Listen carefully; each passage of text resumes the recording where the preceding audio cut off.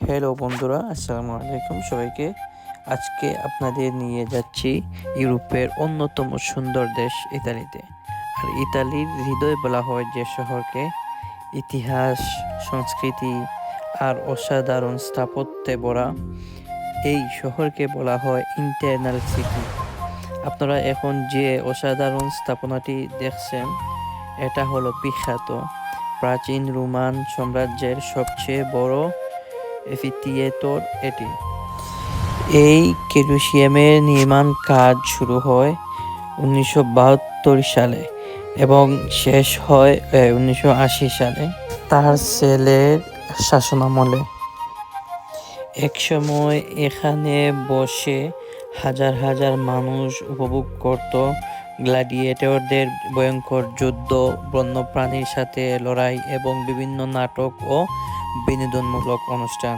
ভাবতে পারেন, প্রায় 50,000-এর বেশি মানুষ একসাথে এখানে বসতে পারত। সেই সময় এটি ছিল বিশ্বের অন্যতম বৃহত্তম স্টেডিয়াম। বর্তমানে কলিসিয়াম একটি বিশ্ব ঐতিহ্যবাহী স্থান এবং প্রতি বছর লক্ষ লক্ষ পর্যটক এখানে ভ্রমণ করতে আসে এই ঐতিহাসিক সৌন্দর্য কাছ থেকে দেখার জন্য। ভ্যাটিকান সিটির কিছু অংশ আর রোম শহরের ভেতরেই রয়েছে বিশ্বের সবচেয়ে ছোট দেশ। এখানে অবস্থিত বিখ্যাত এবং সিস্টিন চ্যাপেল, যা বিশ্বের অন্যতম গুরুত্বপূর্ণ ধর্মীয় ও ঐতিহাসিক স্থান। ইতালি শুধু একটি দেশ নয়, এটি ইতিহাসে এক জীবন্ত উদাহরণ। যদি কখনো সুযোগ পান, অবশ্যই ঘুরে আসবেন রোম সিটিতে আর কলিসিয়াম এগুলা দেখতে যাবেন। অবশ্যই আপনাদের ভালো লাগবে আমি আশা করি, কারণ এখানে আমি এই ভিডিও অনেক লম্বা হয়ে যাবে, সেই হিসেবে সবকিছু আমি আপনাদেরকে তুলে ধরতে পারিনি এই ব্লগের মাধ্যমে।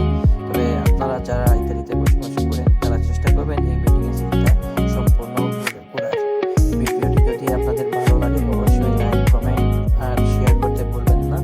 ধন্যবাদ সবাইকে। আবার দেখা হবে নতুন কোনো দেশে। অবশ্যই জানাবেন আপনারা কোন দেশে ভিডিও দেখতে চাচ্ছেন বা কোন ব্লগ দেখতে চাচ্ছেন। ওকে।